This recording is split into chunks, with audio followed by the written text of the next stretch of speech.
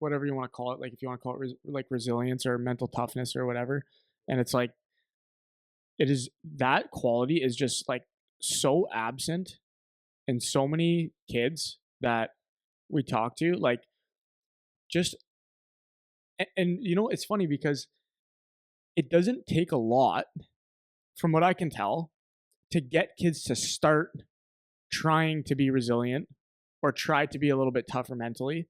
Like, they don't need a whole lot of encouragement to go that direction, but it's like they've just never heard it ever before. Or like they've never been given that, like, yeah, like you'll be fine. You know, work through it. Like I did it like I had 4 or 5 examples of this just like in the last few days.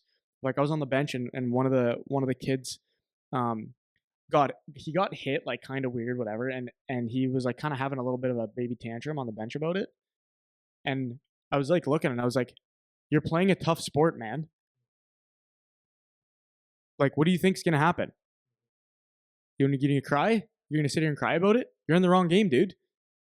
And like, but right away, I see the light in the kid's eyes a little bit, and it was like no one has said that to him before. You know, it's like so either it's like it was a situation of like coddling where, you know, as soon as the kid has a complaint, it's like, oh yeah, like you're right, like that was bullshit and this and that and whatever. And it's like that little bit of tough love, you know. It's like I don't see the kids getting that, you know. I really, really don't see them getting it, and just a little bit of it really, really acts quickly, from what I can tell, specifically with like the teenage boys, for example. They have like a little calling to want, like they want to do these things, like they want to be brave and tough and like, you know, most of these kids that we teach or coach or whatever, they're inclined to want to be like a little bit of like that badass kid that like everybody has respect for and is a little bit intimidated by, and they want some of these qualities. And it's like as soon as you give them a little encouragement towards it, like they want it right away. But before they get to that point, like I talk with some of these kids and it's like they've never heard this information before. Like they've never heard it, dude, tough it out, it's okay. Or like everything's made to be a really big deal when like these things aren't that big of a deal, you know, and they only need a little bit of it. And I don't know what that is. Like I don't know why, if it's just even the parents themselves, like you've been saying the last few weeks, like some of them have never been punched in the face and they just don't know what that means to try to be resilient and battle back from things and you know, try to actually solve their problems and not escape their problems and you know, kick it under the rug and let it build into something bigger. Like you've talked a couple weeks ago when we were talking about the Jordan Peterson thing about the dragon, like you just let it get bigger and bigger and bigger and bigger and never really deal with it. And maybe because a lot of parents are like that, it translates down and they try to, you know, shield their kids from this stuff. And it was so funny. Like my mom, I'm just going on a tear here, right? My mom was saying to me yesterday, like she'll send me like these DM videos on Instagram here and there of just like some, not like a motivational speech necessarily, but just someone, whether it's like someone in business or someone whatever, just giving like a good like word of encouragement about some topic, right? And she came across this one guy, I forget his name, but she was sending me like a couple of his clips and she was talking to me about it the other day. And you know, when she sees me going through life and trying to navigate figuring it out just like any parent would, and she's like, you know, it's so funny, like I was listening to this video from this guy and he was talking about how, you know, like parents, like don't give your kids all the answers, you know, like don't make it easy and give them everything that they need all the time, you know, because they don't learn how to solve problems and how to build some of these tools into their being so that they can go and deal with things. And she was like, you know, when I watch you doing the things that you're doing and like when struggles come up or whatever, I just want them to not be there, like as a parent, which I'm sure you can relate to. But she always goes to, but I know that that's not the right thing to do. So I have to let myself like feel the pain as your mom because I want to be able to take that stuff away from you just so that you can go through the struggle because I know that that's actually better for you in the long run. And it's like, wow, like, hey, thanks, mom. You know? No, like, it's like thank you. It's the right? truth, though. It's the truth. So, just I don't know which way I should go with this. But I'll start with this. Pigs don't know that pigs stink. Yeah. Yeah. You don't know. Yeah. You walk through life and you don't know actually what's going around until something happens to you. So, my kid he's got my wife's car up in Guelph right now Called the other day, and the car got broken into. He's like, he wasn't freaked out. He was just, he thought, That's something new. he Yeah. called and is like, Mom, someone broke in the car. I don't know what to do. They took some of my golf clubs, this, that, like weird stuff. He goes like, he thought he was an idiot. And now it's a concern. My point of telling you, of saying that is because I told him after, because he said, no, how am I going to get my golf clubs back and stuff? It's like, well, you're going to have to pay for it. Right. He goes, yeah, I guess. But like, and he was like, well, this is like, I'm not talking like he's a little wiener. He goes like, okay, it hit him because now he's got some responsibility in this and he's learned. And I told him when he felt about it, I said, yeah, you could remember one time I got 10 grand stolen on my car. He goes, yeah, because I don't know, someone that was in my car, my wife, him, someone else didn't lock it. And it was by the rink and someone went and got 10 grand that I was going to the bank with. It hurts. But if it's not you that it hurts, is you just go, oh, that sucks.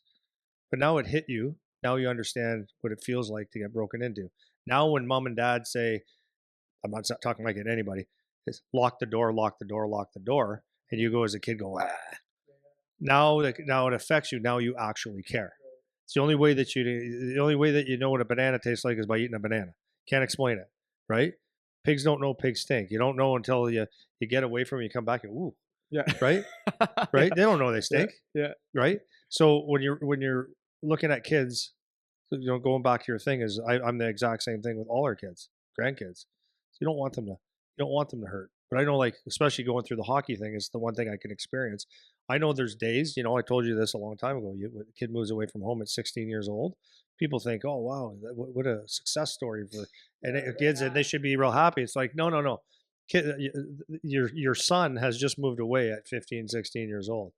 It's good, but it's like there's a lot of issues that come with that, and you'll never know until you go through it.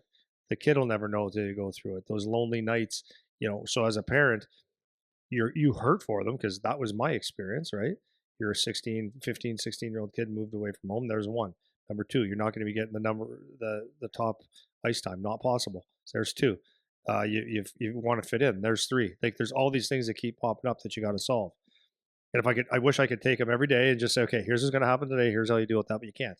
Got to navigate it himself. He's got to feel like, oh, I shouldn't have said that. That was, now I'm trying to fit in. Now I'm like more of a dink, or you stepped in at the right time and like you gained respect. Maybe you went and like you went and fought someone for someone else. It's like you gain respect, or maybe you turtle against someone because you didn't know if you should be brave or not. You feel that for your kid. But either way, like as a parent, you're feeling goes and fights someone that's older, bigger, and possibly stronger, and he does well. You're proud, but you're scared as a parent. If he gets his ass kicked, you feel for him because he got his ass kicked and he's embarrassed. All these different emotions, right? It's a tough thing. So to your mom's point is, yeah, they have to go through it themselves, 100%. But then going on the other side of this is when you said that you see that kids aren't as resilient as you think they maybe could be or should be or whatever, or you just see it like there needs to be a little bit. Yeah, it seems like they haven't heard this before. Okay, so why would they? Like if you think about it, or if you watch our crazy hockey world, and this is maybe not as bad as the other world, I don't know, but in our hockey world, like what do people do, right? They chase teams.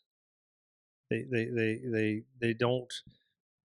I'm not saying they is everybody, but like a common thing is like when things don't go your kid's way, you complain, you write a complaint to the board, to the coach, you need a meeting, you want it to be fair. You change teams, you look for something better all the time, right? And when you're always chasing for something better, it's usually never happening, right? So, like, that's why I think hockey or sports in general are so important if you use it the right way. Because it's not fair. Whether you could be the best player in the world, and if a coach decides that he doesn't like you and gonna maybe treat you less than what you should be, then it becomes unfair. But is unfair good or bad? It's not bad. It's not good. It's not bad. It's what you do with it. It's how you deal with that situation, and that's your opportunity to show somebody that, like Bonesy, 32 teams said you're not draftable for 3 years. 3 years, 32 teams. That's 92 times. They No, it's 96. 96 times people said he's not good enough to play on my team. But you fight through it and you find a way to show them. And maybe instead of pulling your kid from a team and going somewhere else and chasing something that could be better, maybe you just sit down and you say, okay, what like legit, I'm not just making this up, right? Like what if we go over here, is that going to be better? If we stay here, is that going to be better or worse? Like no one really knows, but and then look at yourself and say, like, is it me? Is it them? Is it good for like there's always good in things as well. So anyway.